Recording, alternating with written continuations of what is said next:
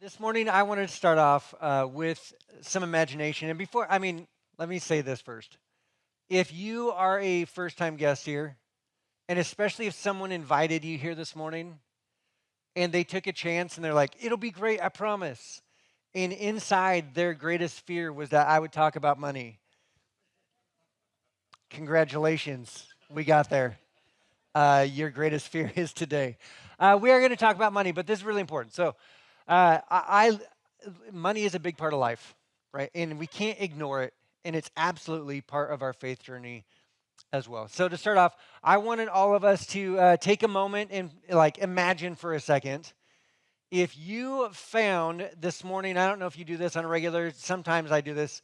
Like Sunday afternoon, I go home and kind of in the lull of the afternoon, I'll check our bank accounts and just see where everything's at, make sure everything's good. Here's some good advice. You should be checking your bank accounts every once in a while. Like, don't just ignore them. Like, oh, they'll get a hold of me if I don't have any money. Don't do that. So just pretend that you go home, you check your bank account, and lo and behold, you find an additional account that you didn't even have before.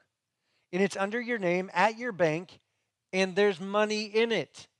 That would be incredible, right? And what if the amount of money was the amount of money in your lifetime that you have spent on a whim, unwisely? Like all of the money where you're like, you tried it on, you wore it once, and then you're like, I don't even know where that shirt is anymore. I wore it once. I heard the one comment.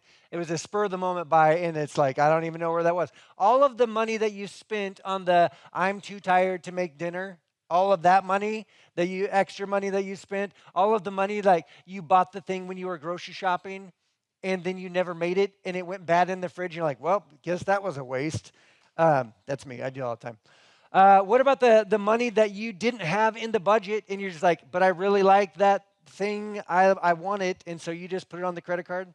Like all of those funds, all of those poor financial decisions that you've ever made, all of that money combined into one account. Now, some of us, that would be a much larger account than others. We're not going to get into that too much. But here's the catch. That money that is in that account has to be given away. If you're like me, that was a little bit of a gut punch. I set you up for failure. Because when I first thought of that, I was like, that would be so much fun. And I was thinking of other ways to spend that money poorly. Again, it's like, I can make all kinds of bad decisions now. It's free money.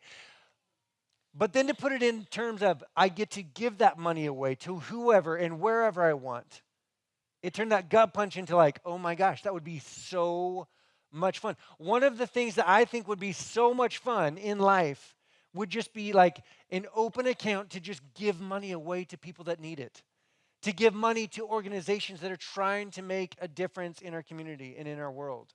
That would be so much fun. At least I think it would be.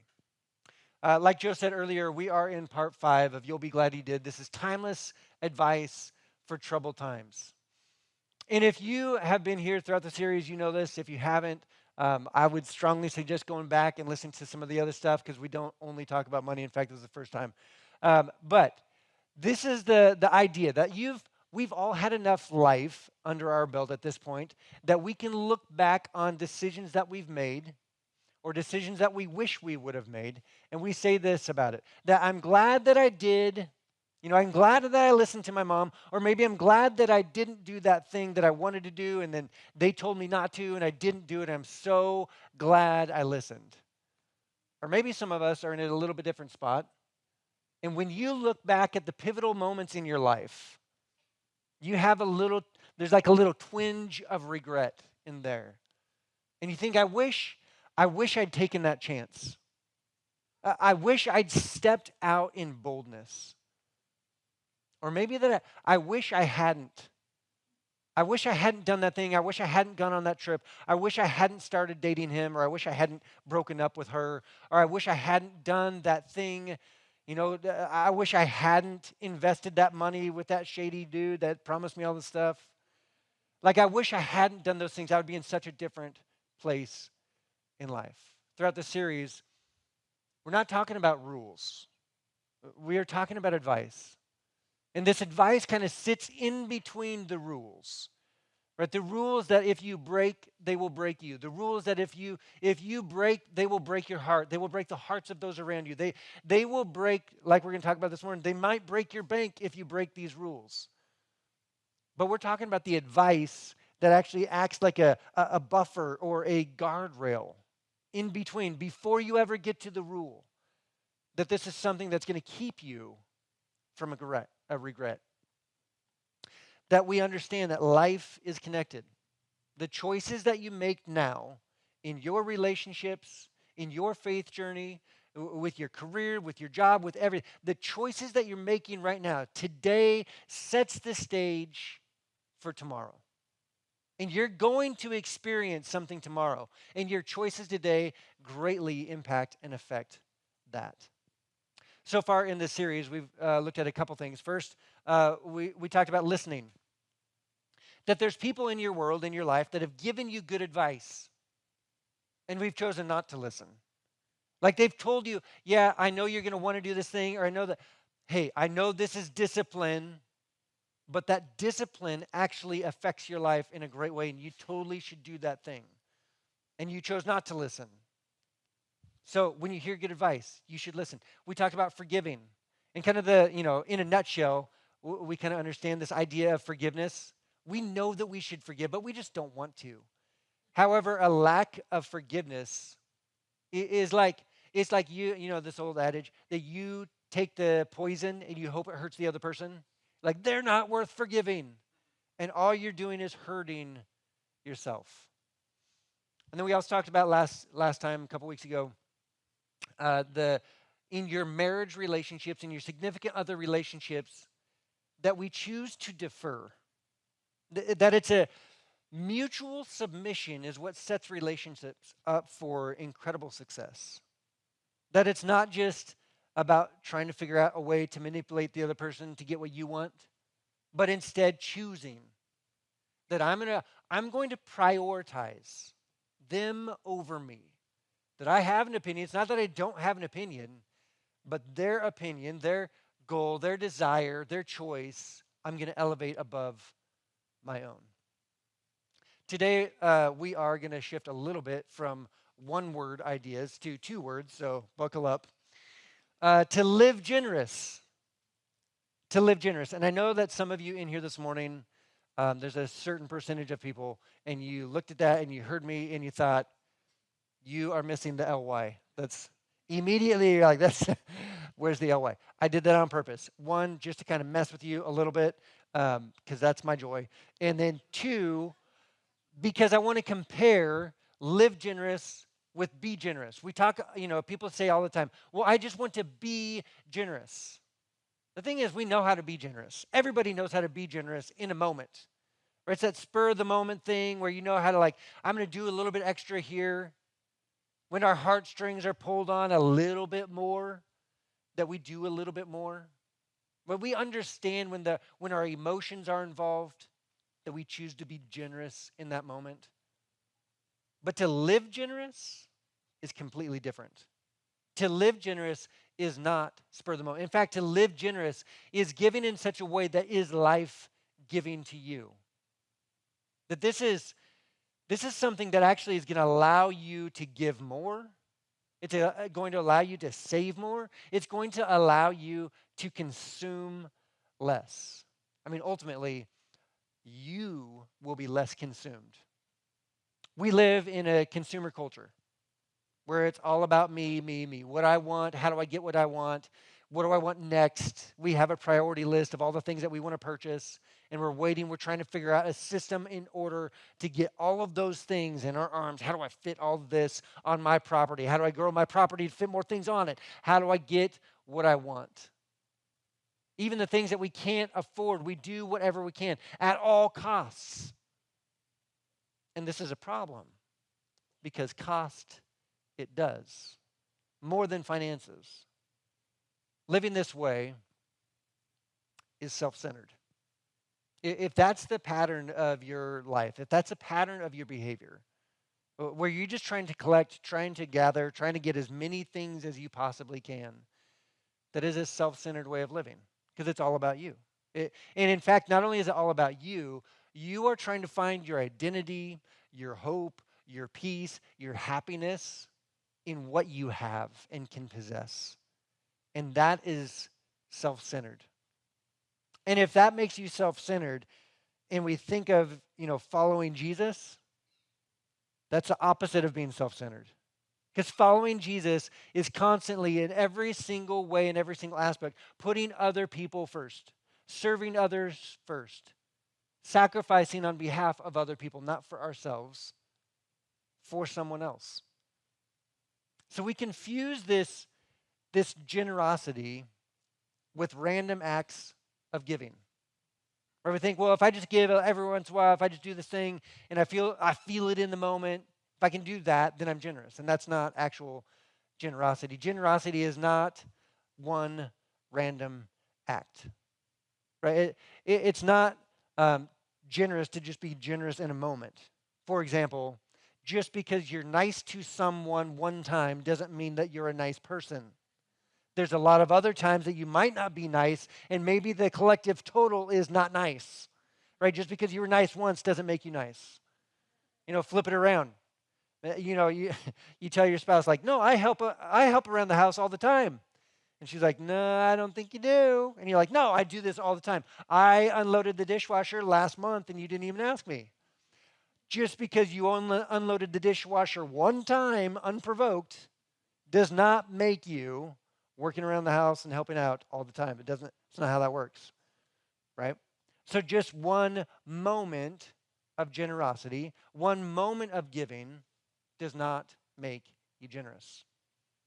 This confusion is fueled by 4 myths that we're going to take a look at this morning. So the first myth, generosity, myth number 1, generosity is spontaneous. Sometimes it feels like that. Right? Sometimes it feels like we roll up to the four-way stop and there's the guy and we're like, oh, I should probably do something for him. And we scrounge around and we find whatever change is on the floorboards. We open the ashtray that isn't an ashtray anymore because we don't use it that way. But there's money in there. It's like the money tray now. And we see what, quarters and dimes we have left to give him. And we drive away and we think, I really did something. Congratulations to me. I think there is $2 in there. And we feel great about ourselves, right? Here's another aspect of this.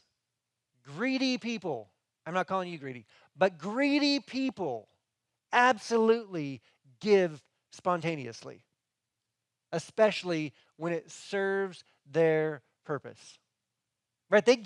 They're generous spontaneously in the moment, and also when they think, I needed to scratch their back so they can scratch mine later on down the road. I will be asking for this back in another way. Like maybe this will get me the deal. Maybe this will get me the contract. Maybe this will get me the position. Maybe my application will get looked at twice if I'm nice right here, right now, and I'm generous for them. Right? That's not being generous. That's serving a purpose where you get something back. At least that's your strategy. Let's just make sure that we get fully uncomfortable because that's what we do here. If you like, and I've started to go to these every once in a while, and they're great. As a whole, like 30,000 foot, they're great. But let's pretend that you go to one of those auctions, like the fundraiser auctions, which are so much fun to go to, right? There's a big event, there's all kinds of decorations. Sometimes there's dancing, which is not my thing, but whatever. The people enjoy that. Like there's food there, it's a lot of fun, music, all kinds of stuff.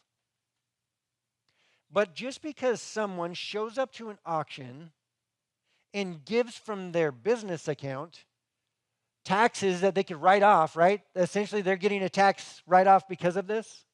And they're purchasing a vacation that they were planning to pay for out of pocket anyway, just for a little bit more. That does not make you generous, right? That serves a purpose for you. And like I said, these organizations, they're fundraisers. I'm not trashing them. Those are great things. And you can still be generous and go to those auctions. I'm not saying that just because you go to the auction, you're not generous. What I am saying is because of this one singular moment where you're not even giving your money, you're just giving business money that you're going to get a return on, that does not make you generous. That's not what generosity is. That's nice. That's a nice thing to do, but that's not generous. Now, you can be generous and do that, but like I said, that's not it. These auctions, these fundraisers, they're great organizations that need a ton of help, and I'm so glad that they're there because they do fundraise and do a lot of good things in our communities. But the spontaneous giving is often emotional based. Right? The spontaneous giving that we are faced with is often from our heartstrings being pulled on. It's like the commercials I grew up with where the dog is like walking around in the dirt, three-legged dog, it's limping around, and like you see the look on it, somehow the look on the dog's face is sad. You're like, how is that dog crying right now? I don't understand it. But the music behind it is like in the arms of an angel, and I'm not going to try to sing it right now, but I stopped watching the commercials. I changed the channel. I would watch something else because that commercial was on that channel. I'm like, yep, that's it. That's it for me. I'm not going to put myself through that. I'm not going to be crying by the end of the commercial. Or to make it worse is when it's the children, right? You have a child next to a dog. They're both limping around crying. Like it's horrible. It's awful. And you might think, you know what? That is manipulation. That is horrible. That's a wrong. Someone is sin. I'm not sure who it is, but there's sin attached to that. No, that's actually good. That's a good salesmanship. Like, that's good technique. You should try to close the deal, close the sale when the tears are still wet on the cheeks, right? That is the ideal opportunity. When someone's engaged emotionally, that's the absolute best time to also engage their wallet, right? But that is spontaneous giving. That is not generosity. Generosity myth number 2. Generosity is regulated primarily by cash flow. And this is a big one. A lot of people bump up against this. They're like, I can't be generous because I don't have enough to be generous. Right? This is actually another aspect of spontaneous giving. Because you see a need, you want to respond, the intention is there to respond, and yet your circumstances dictate, your circumstances being your bank account, dictate that you can't give anymore. You can't give what you want. Right? Maybe you even said in the moment, someone asked you, and you're like, I wish I could help you out. I want to, but I can't help right now. Right? You think, well, I wish I could be generous, but it's dictated by other circumstances. I can't. I'm unable to be generous. That is an intention that is not being met. What you had in the moment dictated your generosity. You looked at your hands, you looked at the floorboards, you looked at the ashtray, money tray, and that's all that you had. That's all that you could give, right? But people who live generous, they plan in order to say yes. They actually budget in order to say yes. They include giving and generosity as one of their line items in their budget. It's like this is the plan. It's not if we have something at that time. It's I'm going to, right off the top, prioritize this to make sure it's in the budget, that I am participating this way, that this is part of my lifestyle to be generous. Myth number 3, the amount is what counts. Wrong, false. No, it's not about the amount. It's not about how many zeros are attached. It's not about if you write a check or just the cash or whatever it is. It's not about if it's coins or paper money. It's not about the amount. That doesn't determine whether it's generous or not. It's it's kind of the idea that not all $100 bills are the same. Like $100 in your pocket, $100 in my pocket, $100 in my son's pocket. All 3 of those, very different feelings, very different experiences. My son would be wealthier than he's ever been in his life. He's like, oh my gosh, this is so different. The world is my oyster in this moment. And that's not what I think when I have $100 in my pocket. I feel good, but it's not the same, right? In fact, Jesus addressed this specific mentality.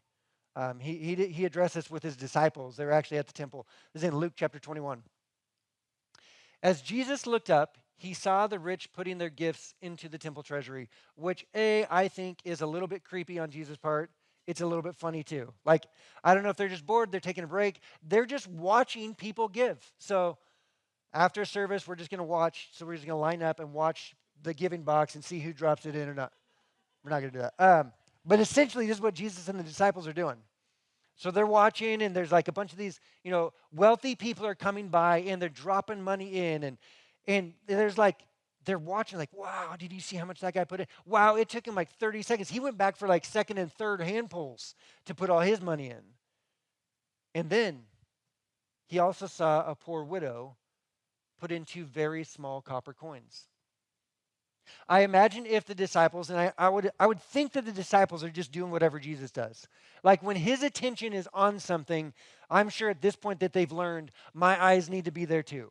Like if he's focused on something, if his attention is somewhere, then I want to be watching what he's watching because I want to see what he sees.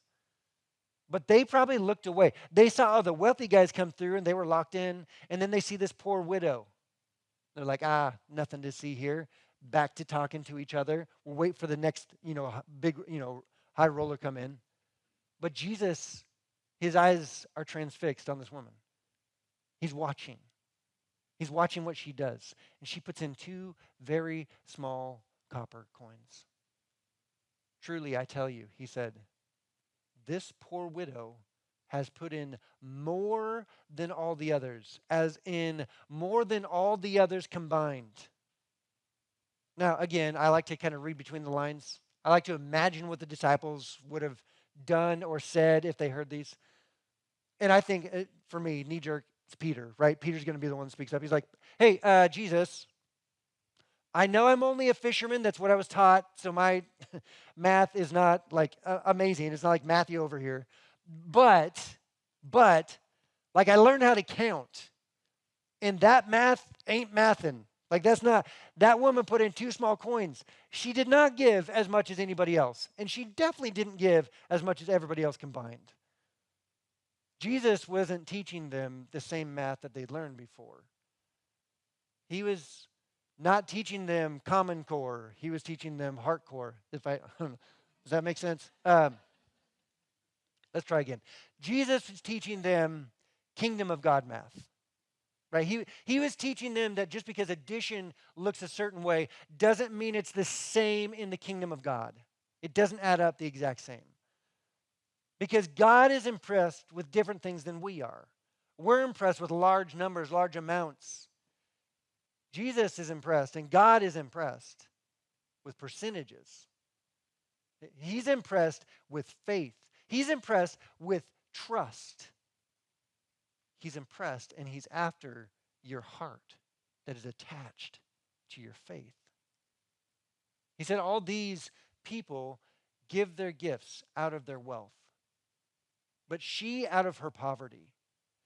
They're giving out of excess. They have all their bills paid. They have their house taken care of. They've already been shopping for the day. They got all the clothes that they wanted to show up to the temple in style, right? They rolled up in the best horse. I don't know, but they already did their stuff, and now they're giving out of the excess. This is what we got left over. And look at me, I'm making a big show about this.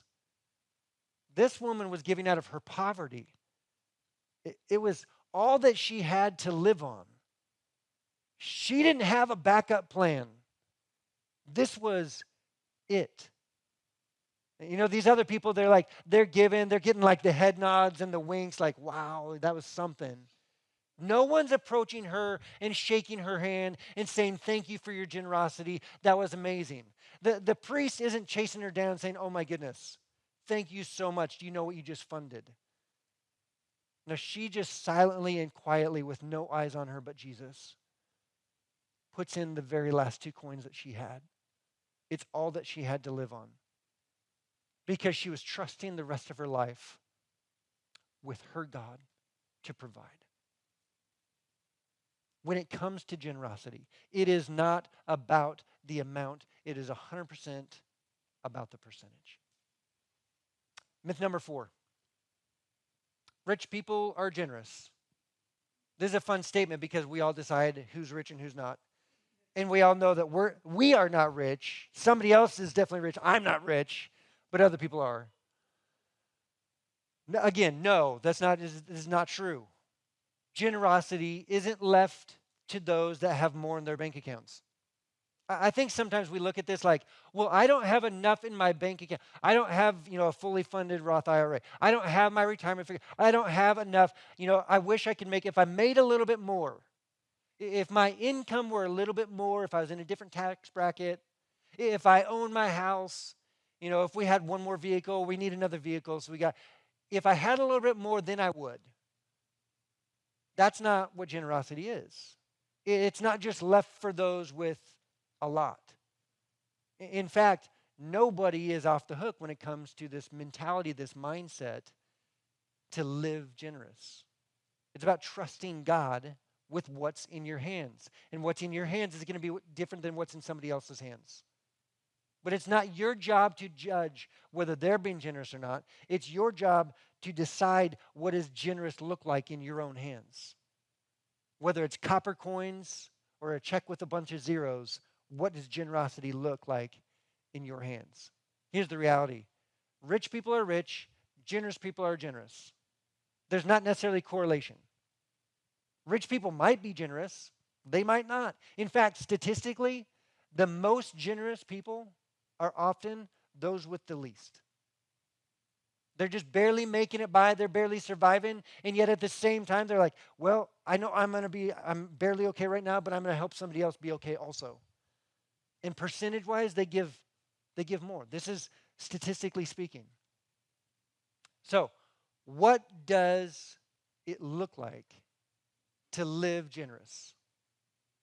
If you take this advice that we're going to talk about, I promise you, this is my guarantee for you, you will be glad that you did. You'll be less consumed. You'll be less controlled by society. You're not going to be making decisions based on what everybody else is doing. You're going to make choices based on your values, based on what is near and dear to your heart, based on what you believe God is asking you to do. So what does generosity look like? Here's kind of the statement that we have. Generous living is the premeditated, calculated, designated emancipation of financial assets. We're setting them free. The premeditated. Generous people have to have a plan. This isn't by accident. I can accidentally wind up in McDonald's parking lot. Like it just happened. Whoops. Accidentally bought a McFlurry. Like that's something that can accidentally happen. I have never seen accidental generosity. It takes intention. And that intention takes a plan. Because if there's no plan in place, it's probably not going to happen. Not consistently. Without a plan, you might do it once or twice, but you'll end up being a consumer that is a triple S giver.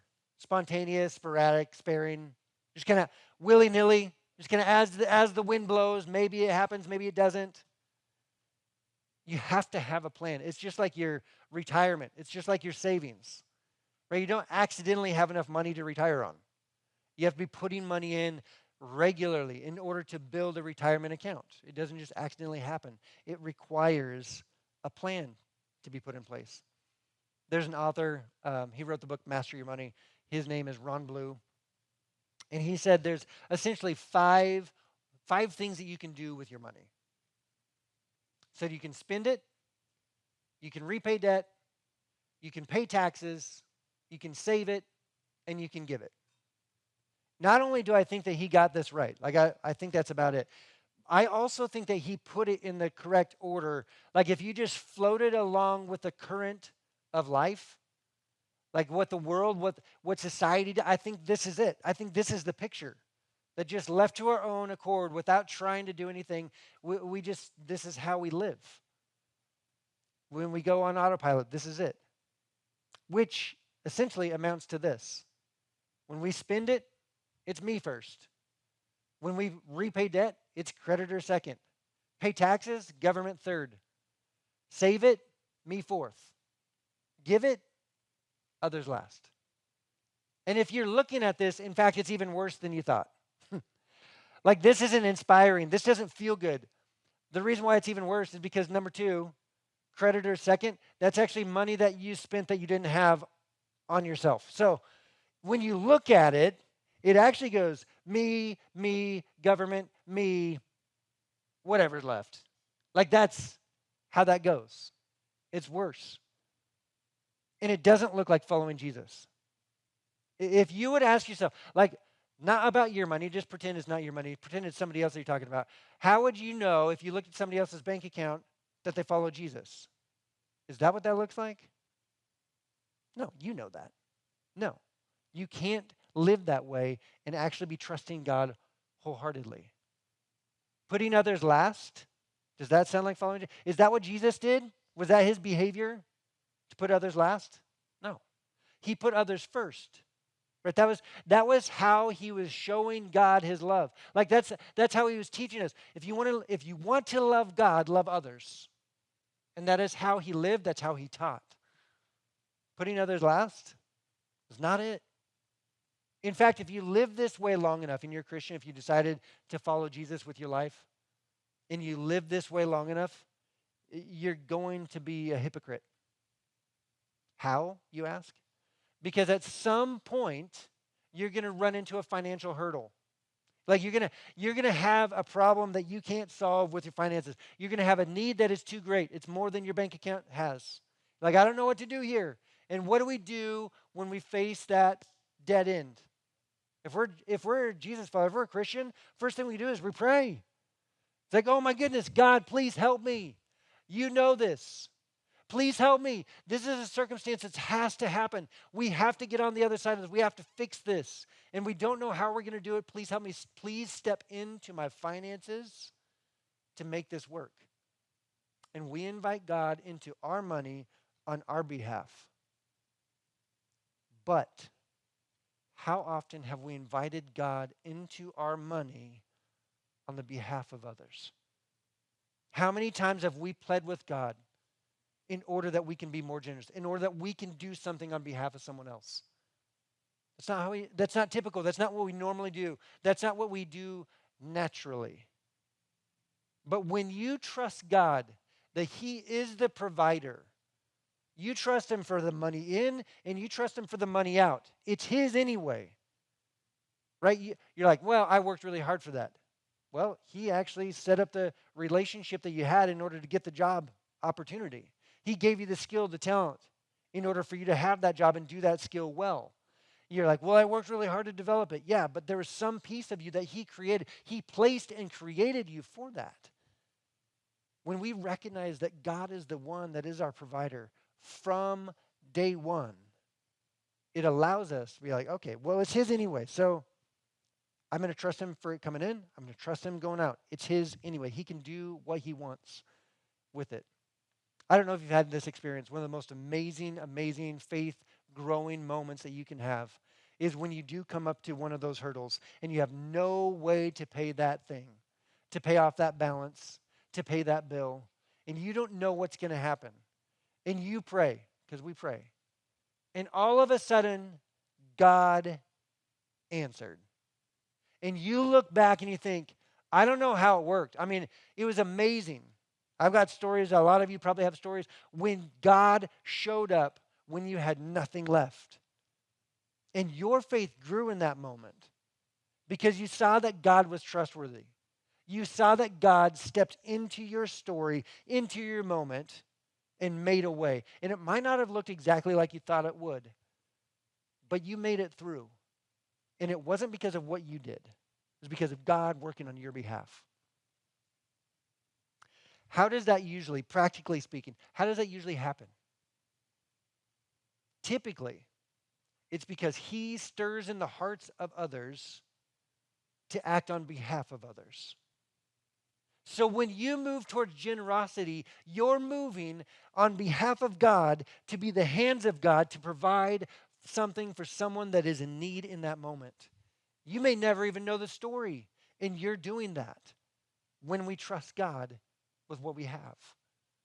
Right? And it becomes a foundational moment that God came through, that God sees me, that God knows me, that God will provide for me. The premeditated, calculated, designated emancipation of financial assets. Calculated. This isn't like, we're just going to roll a dice, see where it lands. That's the amount. We're not just going to pick a number out of, thin air. It's being generous by choosing a percentage. You're going to decide, hey, I want to, This is what I think within our finances, this is what we want to intentionally be generous with. It's not what we have left, it's what we're going to start with from the top. We're going to pick a percentage of our income and we're going to do this. And we're going to give it first. We're not going to wait to see if we have enough at the end. It puts God first, it puts others first ahead of ourselves. This is a very practical way to follow Jesus' words when he said, seek first the kingdom of God. Right? You are funding the kingdom of God. You are funding what God is doing at this moment. When you pick a percentage and destination, your money and the way that you spend it and the way that you give it, it's not an anxiety thing. It's pure joy. It's giving in such a way that is life-giving. It impacts everything that we do with our finances. I was just talking to someone the other day about this specifically. And I said, do you know how much more fun it is to go golfing when you've already given? Like when when you've already decided to be generous and the money already went out, you can go golfing guilt-free. It's amazing. And yeah, like that weight, that burden of like, I'm spending money that should go elsewhere, slice. It's going to take strokes off your game if you golf. It impacts how we spend money. It impacts how we live life. It impacts how we carry ourselves, how we feel about ourselves. And here's a big pointer for you as well. When you're generous, you're not buying good luck. Let's be clear. This is not a deal between you and God. Hey, God, I'll do this, but I'm going to hold you accountable later on because you need to come through for me. I don't know what it's going to be yet, or maybe you have like the secret hidden idea like, okay, I'm going to need that. So God, I'm going to do this now, but you're going to have to pay me back here. That's not what this is about. That's not generosity. That's negotiating with God, your creator. That's up to you. Okay. We're not buying good luck.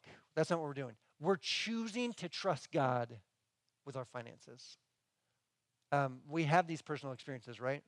And for me, I grew up with my parents from day one telling me and teaching me how to tithe. If you don't know what a tithe is a biblical term for 10% of your income. I remember hoeing onions as like a 7-year-old. Like I was out in the field hoeing onions all day long with my sisters, getting paid under the table. Didn't even know what that meant. I just knew that I was going to get some money at the end. It was going to be great. And with every single check I got, sat down with my parents. Let's work out what 10% is. Move the decimal over. That's how much you're going to give back to God. Where do you give to God? For me, it was like, we're going to give this to our local church. From day one, my parents taught me that. I remember going around the neighborhood, doing odd jobs because I wanted a stereo in my room. My parents weren't going to give me that. And I was like, well, I'll go get it. I'm going to buy it with my money that I'm going to work for. And even then, I'm doing that. And each time, I'm tithing off of it. It's just a pattern of life. And I grew up in different moments. There's needs that I had. In different times, we didn't know if it was going to work out or not the way that I wanted to. And there's that tension of, am I going to or am I not going to?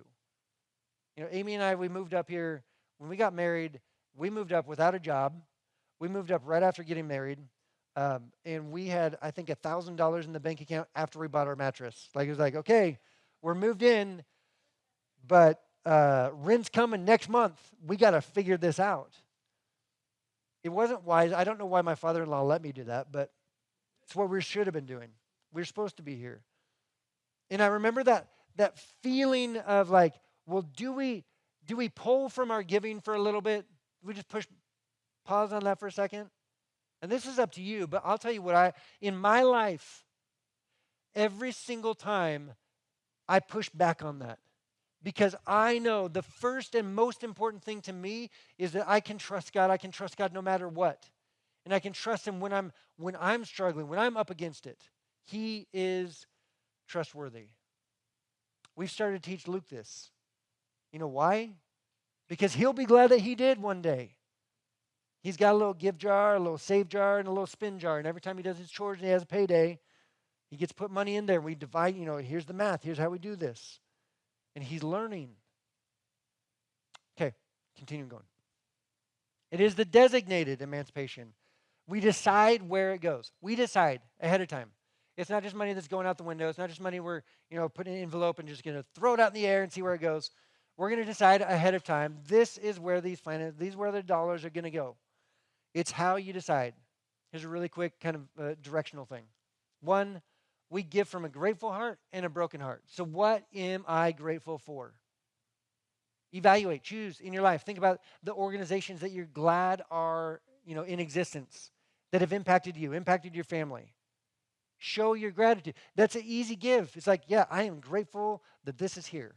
For me, I am grateful that Canyons Church is here, right? Because I love what we're doing in our community. I think that this is one of the greatest ways that I can spend my money in order that, and invest my money in order that lives can be changed for the kingdom of God. But we have those organizations and we want to do something for them, so do something intentionally. Save ahead of time so that you can fund what they're up to. So choose something that you're grateful for. Here's a real quick side note. If you have kids or grandkids that are going to a church somewhere and you're so grateful that that church exists, that is engaging, that is influencing their lives, you may consider like, hey, maybe every once in a while, like send them a check. Could you imagine? Could you imagine the pastor opening the mail that day and be like, who's this? They've never been here. Like, who is this? Just getting a check because you're so grateful for the influence that they are making on your family. That'd be incredible. So also, not only from a grateful heart, but also a broken heart. What breaks my heart? Maybe for you, it's foster care. Maybe for you, it's the homeless or at-risk youth. What is it that just anytime that someone mentions it, anytime you see the commercial, anytime you drive by, whatever it is, your heart just feels heavy. There's a burden in there because God placed that on you. And he's asking you to do something about it. And one of the ways that we can do something about this is actually prioritize some of our finances in order to make a difference in that category, in that realm, in that world. Right? It connects. And I'm not talking about like all of the organizations that you feel anything about, all 36 of them, line them up. Go deep with a couple. Like decide, hey, these are our two, these are our three, this is our one. We're going to do what we can with depth here. And when you do that, it connects your heart to your teaching or to your giving. Right? This is living generous says yes to what's important to you. Says yes to what's important to you. You have the opportunity to say yes. So often we feel like we can't. But when we do this intentionally, when we do this ahead of time, when we have a plan in place, we get to say yes finally. And here's the reality. This is from Jesus. He says, where your treasure is, there your heart will be also. Where your treasure is, there your heart will be also. And I'm going to go out on a limb here. I'm going to say that there might be some of us in this room. You've just felt a little bit off balance because you know where you want your heart to be. You know what you want to help out with, and you haven't been able to do that. Your treasure's been somewhere and your heart's been somewhere else, and your treasure's just pulling your heart back. You're like, I just can't do it right now, and you feel out of balance. What I'm gonna encourage you to do is to place your treasure where your heart is. Decide where it needs to go and do that. Make it a priority. And it's going to cost you something. It's going to cost you. But it also gives back so much more. The happiest people you know are the most generous. Generous people don't feel guilty about saying no because they've already said yes. I don't know about you. When I go to Walmart and they ask, like, would you like to give a little bit more? I'm like, nope, good. And I don't feel bad about it. You know why? Because I've already given. It's like, no, we're good here. Like we're good. I can if I want, but I've already given. I don't have to feel guilty about it. We say this on a regular basis, pretty often around here. This is kind of like the priorities or organizing our giving, organizing our finances. It's kind of how we do this. That we give first, we save second, we live on the rest. When we give first, we save second, we live on the rest. You know what that does in your life? It provides joy and peace and freedom. And when you look at the highlighted words, That's what we're all looking for in our life. In this discipline, this idea of giving first, saving second, living on, these things, this how we live provides this fruit in our life. God provides what we're actually after when we trust him with what we have. Whatever we have in our hands, however big, however small. That's what we really want. So, how we manage our finances, absolutely is connected to your faith journey. And if you haven't taken this step, this might be the step for you. I mean, when we think about this way, that for God so loved the world that he gave. He gave. He set the example for us from the start. My challenge for all of us is to take that step. Make the plan. Whatever the plan is, make the plan, take the step. And this is the secret. It is more blessed to give than to receive. Right? It's more blessed to give than to receive. It's not hyperbole. Like I said before, the happiest people you know are the most generous. It moves us to trusting him ultimately. That when we have nothing, that we, like the woman at the temple, she gave everything that she had, 100%. And when she did that, she was placing her full confidence, her full trust in God. And you know what that did? Her faith grew in that moment. And especially because God is trustworthy and he provided for her. So this morning, here's my encouragement. Live generous. Live generous. A couple questions as you go out. Do you have a generosity plan? If so, share it. Not like out loud right now, but like with your spouse, that's probably a good one to start with, but people that you dialogue with. If not, why not? What is holding you back from pre-deciding to give away a percentage of your income? There's something that's holding you back. We all, when we think about it from a distance, like, yeah, I would like to do that, but there's a hurdle. There's something in the way. What is it? What's keeping us from doing that? What are you grateful for? What breaks your heart? Does your generosity reflect your answers to those two questions? Here's something else that I just wanted to offer to you. So much of this, our biggest tension is, well, I can't give because I don't have anything to give. So a lot of that has to do with getting our financial lives in order, trying to look at them for what they actually are and trying to move forward with it. So I have a financial advisor, and I've invited him to actually come here and help whoever wants to show up for about an hour. So if you have this like, I don't know how to do this, I don't know how to get my finances in order, I don't know how to budget, you have some specific questions, there's going to be a professional, like there's going to be a real guy that shows up here, not just a pastor trying to help you out. Someone's going to show up. His name's Brady. He's awesome. And he's going to be able to answer some of your questions and give you some pointers in order to kind of take those first steps of getting your financial world in order and organized. So that's Monday, June 23rd at 6:30 right here. Let me pray. We'll get you out of here. Dear Heavenly Father, we thank you for everything that you've done for us. God, you are so good. You are so generous with us. You are so giving for us. You gave your son for us. That Jesus, you gave your life for us. God, we know that there's fears, we know that there's anxiety, we know that there's things that hold us back from being the type of people that we want to be. But God, I pray that you would give us the courage, the boldness, the wisdom of how to progress forward, how to take the steps necessary in order to move in that direction, in order to follow you with everything, not hold back anything from you. So God, I pray that you would give us the courage, the boldness, the wisdom to know what steps to take and that we would take them. And it is in your name that we ask all these things. Amen.